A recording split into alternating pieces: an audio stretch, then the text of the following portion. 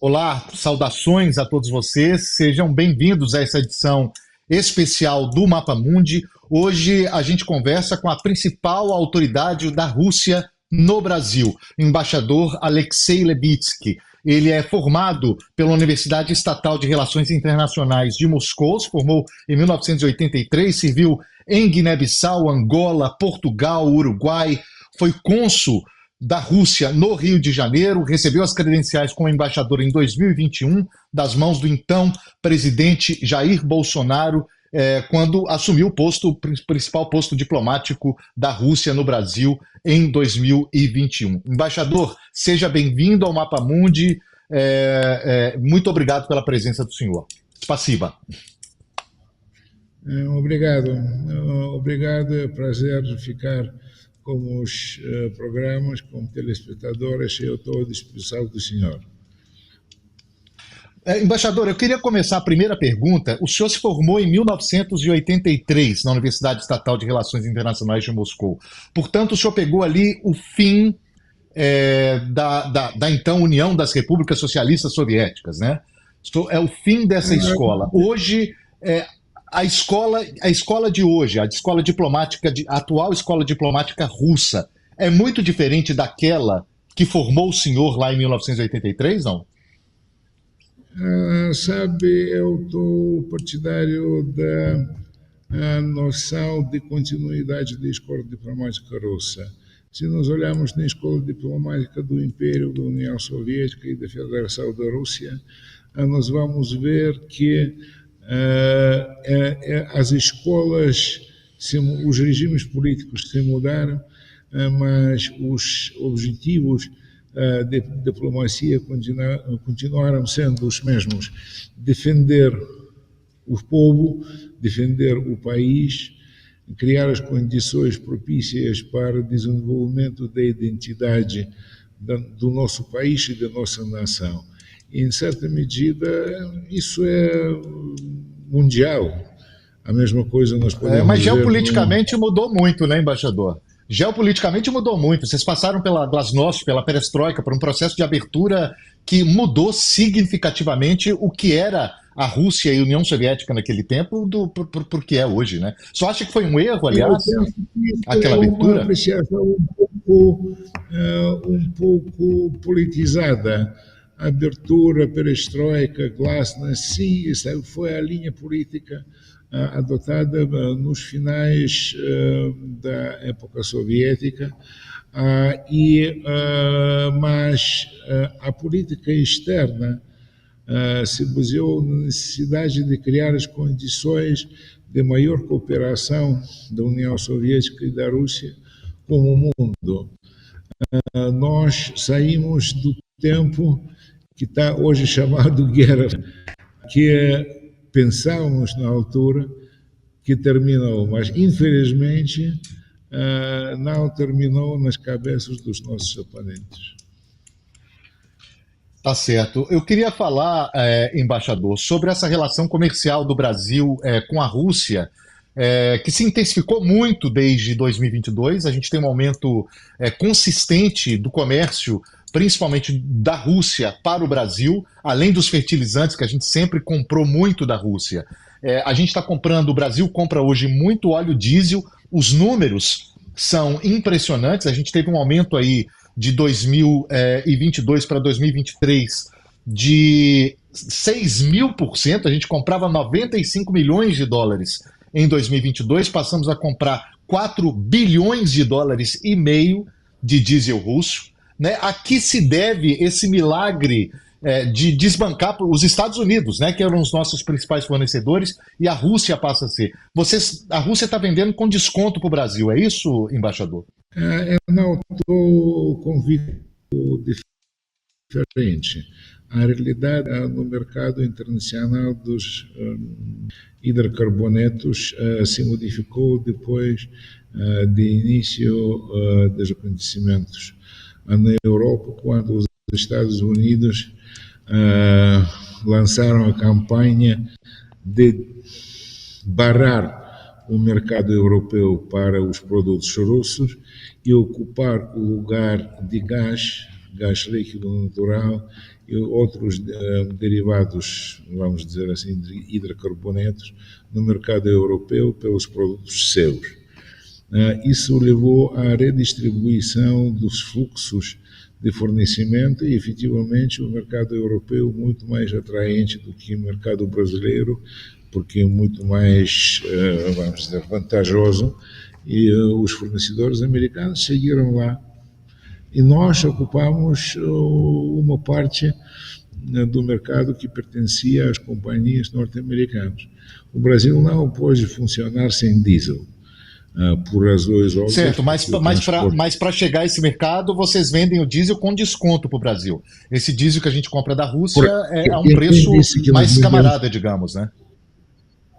É de onde essa informação que é um preço mais camarada. No mercado não há camaradas.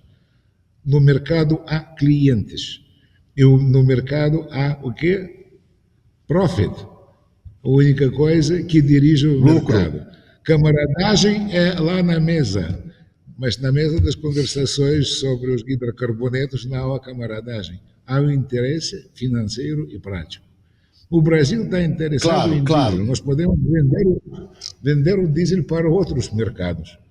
O Brasil está interessado e nós vendemos. Tá certo. Agora, o senhor fez referência. Voltando para relações comerciais entre os nossos países, nós estamos muito contentes de constatar que o Brasil é o maior parceiro econômico da Rússia na América Latina por razões óbvias. A história do nosso relacionamento comercial é uma história que tem suas bases. O Brasil foi um dos maiores fornecedores das carnes suína, bovina e das aves no início desse milénio, mas depois, quando conseguimos desenvolver a nossa agricultura, o Brasil é o fornecedor dos produtos de alta qualidade da agroindústria. Do outro lado, nós fornecendo para o Brasil fertilizantes, porque sem fertilizantes a agroindústria brasileira não anda, infelizmente o país não produz os fertilizantes de todos os tipos na quantidade necessária. E a situação que temos. O diesel nas nossas ações comerciais há 2 anos, senhores, isso é verdade. Vamos ver como que será no futuro, porque nós sabemos que o Brasil é um dos maiores produtores de petróleo. A produção do Brasil é bem grande, mais do que 3 milhões de baris por dia. O que falta é transformação, mas isso é um problema que pode ser resolvido. Mas agora estamos abertos de cooperar com o mercado brasileiro. O embaixador, a resiliência da economia russa desde 2022 surpreendeu muitos economistas mundo afora. A previsão do FMI esse ano é que a economia vai crescer, a economia da Rússia vai crescer 3,2%. Ela não houve os efeitos das sanções econômicas impostas por Estados Unidos e países europeus, principalmente. Elas não surtiram o efeito desejado, pelo menos para europeus e norte-americanos. Teria a Rússia conseguido esse resultado não fossem países como o Brasil, por exemplo, que passaram a comprar produtos russos, produtos que antes iam para esses mercados europeus? O Brasil faz parte de um grupo que foi fundamental para a economia russa continuar robusta? Eu gostaria de sublinhar vários fatores neste contexto. O primeiro, que as sanções foram ilegítimas. Estas sanções, que estão descritas como as sanções para punir a Rússia sobre a Ucrânia, de maneira efetiva, são as sanções que têm o objetivo de acabar com a presença da economia russa nos mercados europeu, americano e mundial. Mas, aplicando as sanções, os autores se orientaram pela época de Guerra Fria. Pela época de Guerra Fria nem entre a União Soviética e os Estados Unidos, mas a Guerra Fria entre o mercado e a economia fechada. Mas agora nós temos a economia aberta, esta economia se baseia, se atua, se funciona nos mesmos princípios da economia europeia, americana ou chinesa. Nós temos o desenvolvimento do mercado, e no mercado, quando o concorrente desaparece com sanções, o mercado desenvolve as suas opções próprias. E nós conseguimos, graças às sanções, de desenvolver a nossa produção agrícola. Se aqui nos foi importador do trigo, agora é o maior produtor do trigo no mundo. Nós conseguimos criar a indústria de produção dos derivados de carne. Nós somos autossuficientes em carne de porco, em aves. Nós temos uma boa produção de carne bovina. Nós temos uma ótima produção dos grãos. Nós temos crescimento de produção de leite. Nós estamos produzindo os derivados de leite de qualidade muito alta. E o nosso mercado está, eu penso, 90% autossuficiente em produtos agrícolas. Sim, nós temos falta de alguns produtos que estão produzidos nos sistemas da agroindústria tropicais e semitropicais. Isso é questão, vamos dizer assim, da natureza. É que o Brasil tem sua voz e seu papel. Mas o maior avanço no desenvolvimento da Rússia foi as forças do mercado que começaram a trabalhar muito, o investimento interno e a atividade da classe empresária interna. E é bom ressaltar que o Brasil... A metalomecânica, a indústria de formação, a indústria militar, e nós provamos que nós somos capazes e autossuficientes. Os problemas que nós temos são os problemas de quadros agora, nós não temos desemprego. Efetivamente, na área financeira foram criados alguns entraves, porque a área financeira foi dominada pelas divisas dos Estados Unidos, da Europa. Mas, vamos lembrar o Karl Marx, que na sua obra clássica Capital escreveu uma frase que é a verdade absoluta, seja para o século XIX, XX e XXI. Quando se trata de 300%. Minha pergunta, só para aproveitar a frase que o senhor citou aí e partir para o próximo assunto, tem várias outras coisas para a gente discutir, mas o senhor cita uma frase do Marx. O senhor é marxista, não?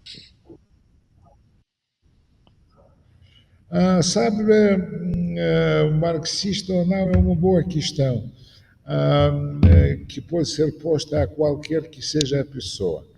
Eu fui nascido na União Soviética. Eu fui formado na universidade no tempo quando o marxismo foi a ideologia reinante. Efetivamente, nós devemos ver que, em certa medida, a herança do Marx e dos clássicos do marxismo é uma coisa valiosa e hoje o mundo atual prova. E de vez em quando eu estou olhando para as realidades, por exemplo, da vida política americana, eu estou me lembrando dos tempos marxistas, porque as ideologias impostos estão parecidas mais ao totalitarismo do que à democracia. As tentativas de promover os políticos e regimes políticos nacionalistas e fascistas que glorificam as divisões de SS, como fazem as autoridades daqui, me lembrar que o nazismo não morreu depois do processo de Nuremberg, que o nazismo a gente vai chegar nesse ponto. Eu quero tocar Canone com o senhor, que o assunto é importantíssimo. Mas antes de entrar na questão da Ucrânia, eu quero falar sobre BRICS. A gente tem aí os BRICS, que acontece em Kazan, agora em outubro. É um momento que a Rússia, e a primeira edição dos BRICS, é bom de se dizer que o BRICS, com seus novos integrantes, Egito, Etiópia, Irã e Emirados Árabes, além de Brasil, Rússia, Índia, China e África do Sul, esse é um evento em que a Rússia quer mostrar para o mundo, o BRICS, que deixou de ser um bloco apenas econômico, o senhor mesmo já citou isso, que é um bloco hoje com características muito políticas, é um momento que a Rússia quer aproveitar para mostrar ao mundo que tem apoio além daquele do Ocidente, embaixador? Sabe, eu não estou de acordo com as palavras que a Rússia quer mostrar que tem apoio além do Ocidente. Existe uma realidade... Aquele apoio que não tem do Ocidente. Eu posso refazer minha frase. A Rússia quer mostrar ao mundo que tem sim, é um momento. Precisamos de apoio do Ocidente. E o BRICS não é uma coisa de apoio. O BRICS é uma formação que une os Estados que conseguiram. O BRICS dos 5 foi o BRICS dos Estados como identidades próprias. Ninguém vai confundir o chinês como americano, o indiano como europeu, o brasileiro como argentino, o sul-africano como egípcio. O formato de BRICS é o formato de reunião nem só das economias, mas de entidades políticas globais capazes de criar as novas realidades em função da sua história e dos seus objetivos.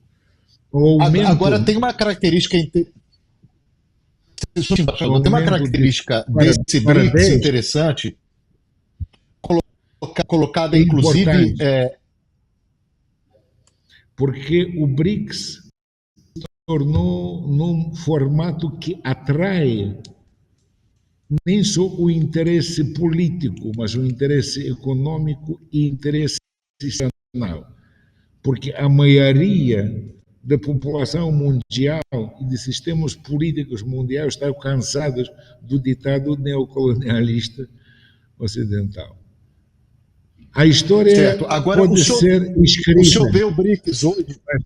Pois é, o senhor vê o BRICS hoje? Hoje tem um artigo publicado, inclusive por um analista russo e um analista brasileiro, o Alexander Gabiev, que é o russo, o Oliver Stunkel, que é o brasileiro, publicado na Foreign Policy.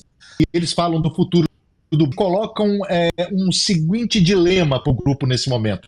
Parte do grupo, eles nomeiam ali, eles colocam ali, principalmente China e Rússia, tem uma posição muito anti-Ocidente, anti-Estados Unidos, anti-União Europeia. China, Índia e Brasil têm uma posição ali não tanto de confronto com do Ocidente, com os europeus e com os norte-americanos, mas de uma tentativa de balancear ali o poder das estruturas nacionais.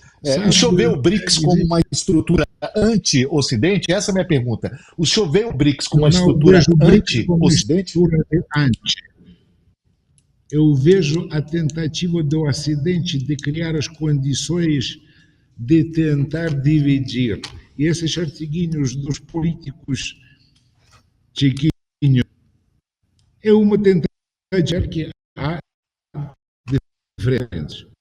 Mas o BRICS continua com consenso. O BRICS não tem o objetivo de enfrentar alguém. O único objetivo de BRICS é de criar as condições para desenvolvimento sustentável dos seus países e povos.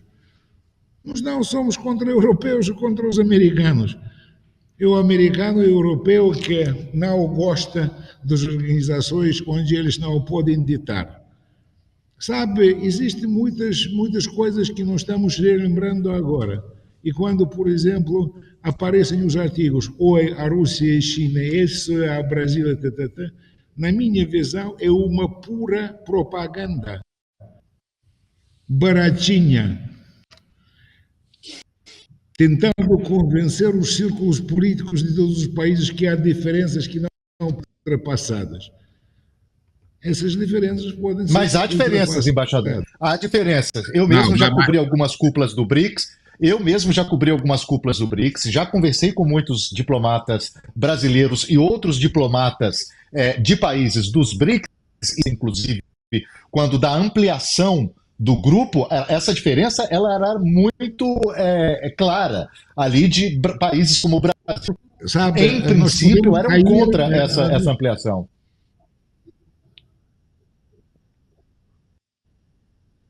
Quem foi contra?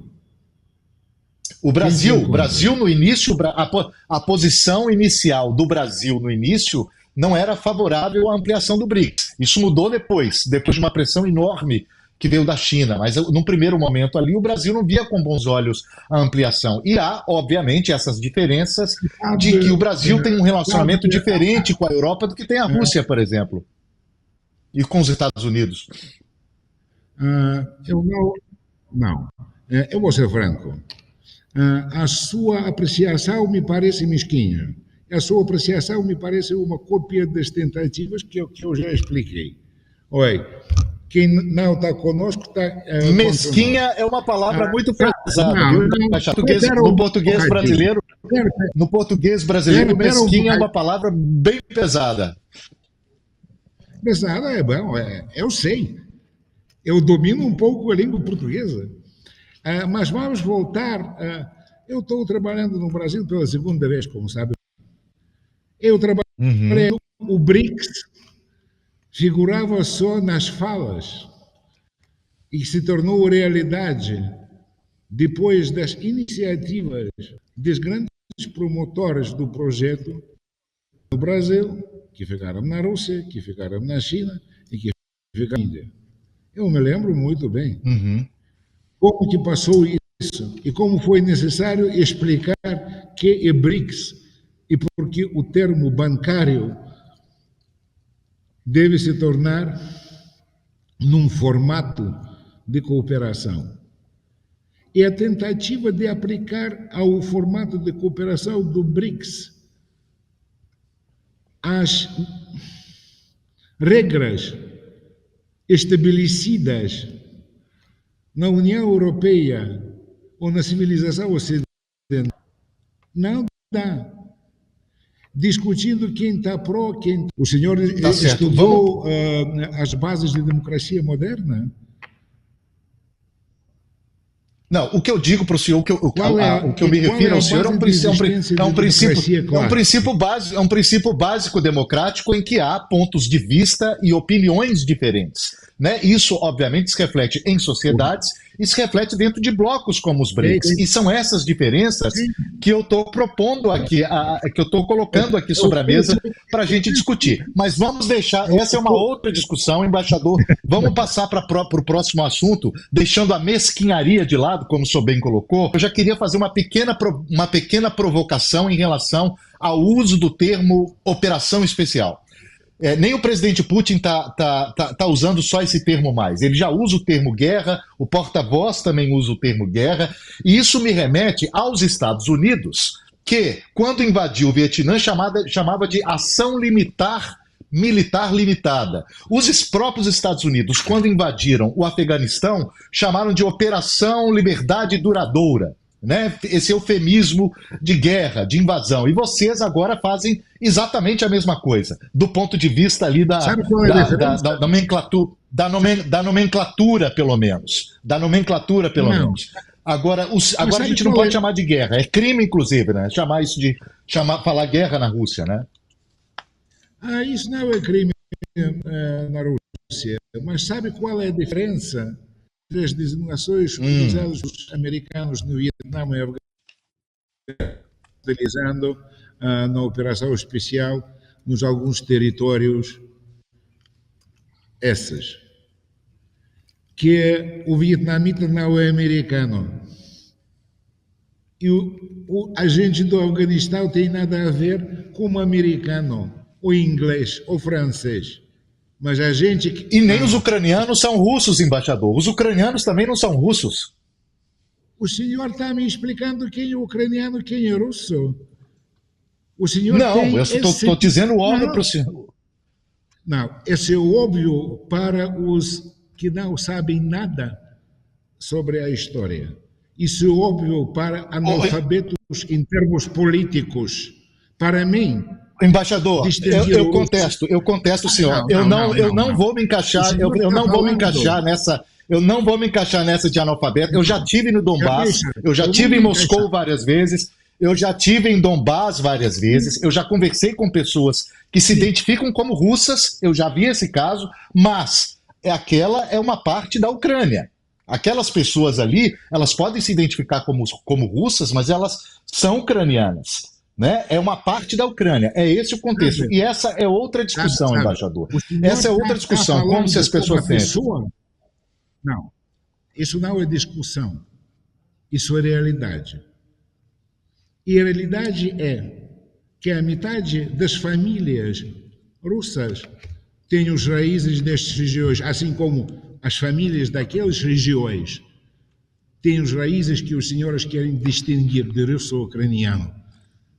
Para mim, Certo. Agora, a diferença, essa diferença não existe. Isso existe nas cabeças dos que têm as ideias alheias, que querem distinguir embaixador, o ucraniano do russo. Oi. mas a lei internacional, as leis internacionais não permitem que, embora haja semelhanças entre os povos, como o senhor está colocando, que um país Isso não é vá semelhante. até outro O povo é o mesmo. e tome parte desse país. Vocês A tomaram lei parte da Ucrânia, vocês internacional invadiram não parte da permite, Ucrânia. a lei internacional permite autodeterminação e a lei internacional não permite perseguição pela nacionalidade, pela língua, pela religião. Embaixador, E a embaixador, lei perdão, o senhor fala em o senhor fala em autodeterminação, o senhor está falando em autodeterminação. Os chamados, os referendos feitos pela Rússia, né, em Donbás e na região de Kherson, de Zaporíжья, para anexação desses territórios à Rússia, eles foram considerados ilegais e inválidos diante da lei internacional, numa resolução da ONU votada no fim de 2022 e votada por 143 países. 78% deles consideraram essa votação, ou esse desejo de autodeterminação, a que o senhor fez referência, como ilegal diante das leis internacionais. Qual é a legitimidade? Qual é a legitimidade, embaixador, dessa invasão diante de quando 78% do mundo diz que não, a Rússia está errada? 78%. A única legitimidade para nós, não a opinião que o senhor enumerou, não é a opinião dos que 8 anos o regime ucraniano combateu contra os que não aceitaram o golpe do Estado de fevereiro de 2014 em Kiev. Não. O senhor esqueceu que as vidas humanas foram perdidas. Foram perdidas. Eu não esqueci. Não. Isso não foi mencionado pelo senhor. O senhor esqueceu que o referendo de Crimeia, quando votaram, foi 93% em prol de reentrada para a Rússia. O senhor esqueceu que referendo que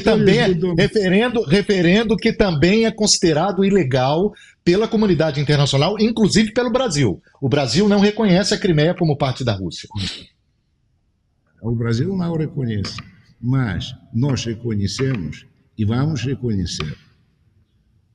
Tá bom? Mas não é muito fácil, não é muito fácil para os senhores, embaixador. Não é muito fácil para os senhores, olha, o mundo inteiro não concorda, mas nós concordamos e vamos fazer dessa maneira. Não é muito conveniente para a Rússia, embaixador? Não, para a Rússia é muito conveniente que os russos vivem como eles querem viver. Essa é a primeira conveniência. E outra, nós vamos trabalhar com os parceiros para explicar a razão que nos levou a realizar isso. E que, de vez em quando, Não, isso é invasão. É a proteção das vidas humanas. E, Embaixador, como o senhor fala em proteção de vidas humanas? Perdão, embaixador, essa é uma questão muito importante, mas como os senhores podem falar em proteção de vidas humanas? A Rússia continua atacando a infraestrutura de energia da Ucrânia em vários pontos. A Rússia atacou prédios residenciais. Ninguém me contou, eu vi com meus próprios olhos, eu vi. A Rússia promoveu. E aí, como o senhor fala então em proteção de vidas quando isso está acontecendo, embaixador? Contra os prédios, eu vi quando os ucranianos fizeram mortos os civis. Eu não conheço todos os 13 mil que foram mortos em Donetsk e Lugansk durante o período de 8 anos. Mas eu li os livrinhos que foram tomados ucranianos, onde os adeptos de Hitler foram glorificados, onde o Shushkevich e Bandera foram glorificados, onde a divisão de SS Galiciná foi glorificada, onde os destacamentos de Azov foi glorificado. Isso é bom? Ou esqueceram o que levou? Eles pois é, a minha questão, embaixador, é que o senhor está falando de um país cujo presidente é judeu. O presidente da Ucrânia é um judeu. O presidente da Ucrânia é um judeu. E o que o senhor está dizendo é que a maior parte da comunidade internacional, inclusive o Brasil, apoia um regime que é nazista. É isso que o senhor está querendo dizer? Eu não estou dizendo que o Brasil apoia o regime que é nazista. Eu estou dizendo que, falando do conflito, a gente não quer lembrar isto, mas isso é realidade. Isso é realidade lá. Quer me dizer que em fevereiro de 2014 lá foi o quê? Revolução ou golpe do Estado? O que foi? Embaixador, há muitos pontos legítimos quando o senhor coloca agressão à comunidade russa no leste da Ucrânia. Isso está documentado, inclusive, em documentos da ONU. Isso é claro. Exato. Das comunidades russas. As muitas irregularidades, corrupção, os muitos problemas que existem na Ucrânia, a questão da segurança da Rússia quando a OTAN se aproxima muito da Rússia. Há vários pontos legítimos para discussão nessa história. Vários pontos. O Brasil coloca isso, inclusive. Agora, essa é uma questão. Outra questão é a Rússia, de repente, decidir, ok, não fazem o que queremos, nós vamos invadir o país. Que foi o que vocês fizeram. Vocês invadiram um país soberano, vizinho. Vocês invadiram. Vamos lembrar a história. Foi proposto às conversações, se não me engano. Se não me engano, isso foi proposto em dezembro de que ano? Antes da operação. Foi rejeitado. E não foi rejeitado pela Ucrânia, foi rejeitado pela Washington. Porque o projeto Ucrânia é um projeto que tem pouca coisa com a própria Ucrânia. Vamos ler quem? Zbigniew Brzezinski. Tá bom? E todas as tentativas... O embaixador, eu não tenho dúvida eu não tenho a menor dúvida do seu extenso conhecimento literário e do seu nível cultural. Não tenho a menor dúvida disso. Mas não há justificativa, embaixador. O senhor está querendo justificar a invasão de um país soberano, embaixador. Nós não estamos justificando a invasão. Nós estamos dizendo que nós estamos protegendo os russos contra a política de genocídio, contra a política nacionalista, contra a política fascista. Querem, não querem, nós vamos defender isto. E nós vamos defender esta população. E quando os senhores, sejam brasileiros ou ingleses, tentam me explicar a mim qual é a diferença entre russo e ucraniano, isso faz-me rir. Isso faz-me rir, porque as coisas escritas nada têm a ver com as coisas de família, com as coisas de sangue, com as coisas de união. Os ucranianos pensam bem diferente do senhor, né, embaixador? Os ucranianos pensam bem diferente do senhor. nesse sentido? Que ucranianos? Quando Os ucranianos, de uma maneira geral, fugiram... pensam. De maneira geral, e de onde sabe o senhor? Por que está dizendo isso? Quem lhe disse isso? Eu sei de. Uma parte da minha Os família próprios é da ucranianos. Ucrânia. Da Uma onde? parte Da da onde minha vem a sua família, família é da embaixador? Ucrânia. Da Ucrânia. Da onde? Dos territórios que estão... Da Ucrânia. Dos territórios ocupados? Não territórios ocupados. Não existem territórios russos ocupados. Serão desocupados. Dos territórios ucranianos. E quando nós estamos Certo. falando nisto, sabe, sem ofensa, quando tentam explicar a mim qual é a diferença entre o russo e o ucraniano, isso faz-me rir um bocadinho. Isso, o que nos causa muita surpresa também é a justificativa da invasão de um país pelo outro, embaixador. Essa também é uma explicação muito difícil de engolir. Mas eu queria passar para o próximo tema, que é o G20. O presidente Putin vai ao G20 do Brasil ou não? Nós temos o convite, vamos ver. Ainda ficamos em setembro. O G20 é em novembro. Pois é, o presidente Putin, então, já recebeu o convite do governo brasileiro. É sim. Já recebeu o convite. Agora, há algum temor por parte do governo russo de que o presidente Putin possa ser eventualmente preso no Brasil, não? Caso ele vá ao Brasil? Quando o senhor está utilizando esses termos, eventualmente preso, isso... que é isto? É uma pura Embaixador, há um mandado de prisão. Não é há um mandado de prisão expedido pelo Tribunal Penal Internacional contra o presidente Putin. O Brasil é signatário desse tribunal. Portanto, se o presidente Putin for no Brasil, do ponto de vista legal, a justiça pode determinar a prisão do presidente Putin.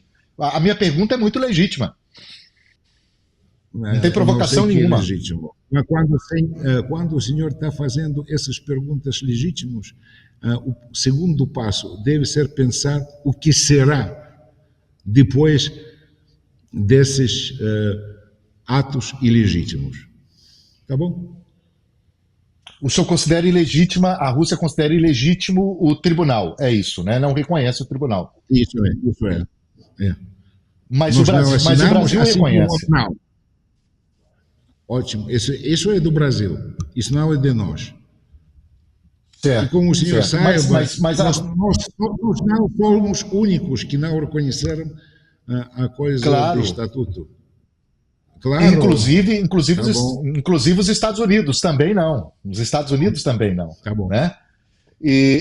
O embaixador, para a gente terminar a nossa conversa, é bom lembrar aqui que, para quem está assistindo o programa, é uma informação já contestada pelo governo da Rússia, obviamente, mas esse mandado de prisão expedido pelo Tribunal Penal Internacional contra o presidente Putin, um tribunal que não é reconhecido pela Rússia. Esse mandado de prisão, ele nasce de uma denúncia de que crianças ucranianas foram ilegalmente enviadas da Ucrânia para a Rússia, uma informação que o governo da Rússia também contesta, embora haja muitas evidências, inclusive de crianças voltando para a Ucrânia, e de que crianças foram levadas contra a vontade dos pais para o território russo. É isso, né, embaixador? Falando nenhuma bobagem. Não. É uma bobagem, é uma coisa assim politizada que nós podemos dedicar muitas horas discutindo pessoa por pessoa. A minha única pergunta... Embaixador... Quanto? Certo. Não, está certo. Eu perguntei ao senhor quantas pessoas fugiram de lá para o território 100% russo. Na compreensão do senhor. Não, eu não tenho esse número. Quanto? Eu pergunto para o senhor quantas pessoas, segundo vocês, segundo o governo russo... Mais de 3 milhões. Um pouco mais do que na Polônia e na Alemanha. Isso desde 2014 ou desde 2022? Não, isso depois do início da operação. E quando estão Agora, falando... nessas pessoas não, havia quando comprovadamente o crianças que pretexto, foram sem o consentimento dos pais, né, embaixador? sabe, nós devemos nem falar consentimento dos pais, mas nós devemos falar pessoa por pessoa. O senhor está pronto para isto? Eu não sou. O que eu sei, de maneira geral, que isso foi um pretexto inventado, bem promovido, mas o pretexto. Pronto. E, se não me engano, o tribunal enviou um pedido de detenção para a senhora que é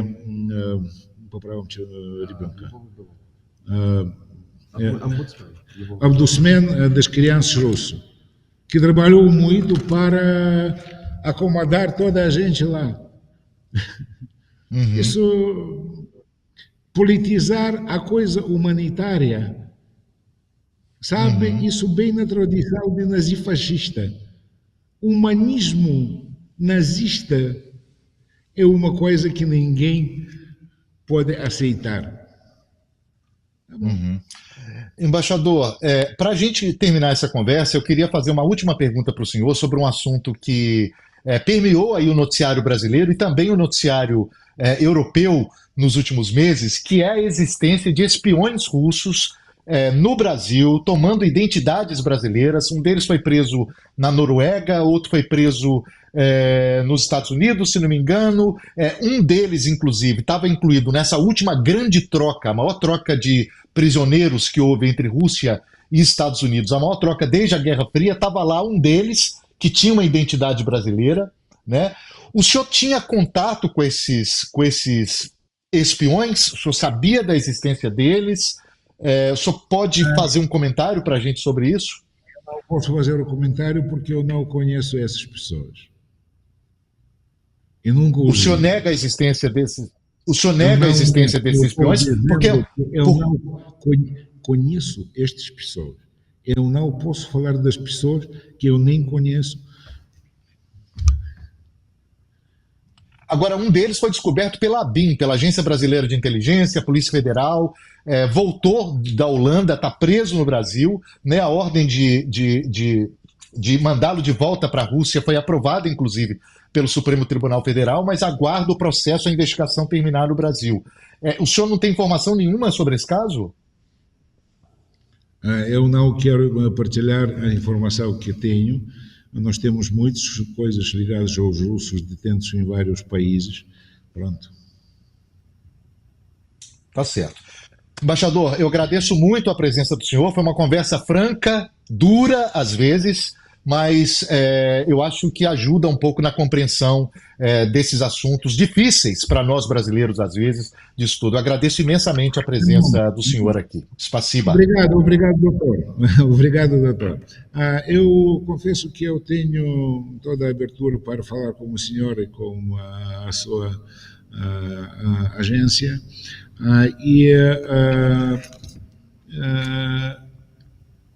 Eu notei que o senhor tem a sua própria visão.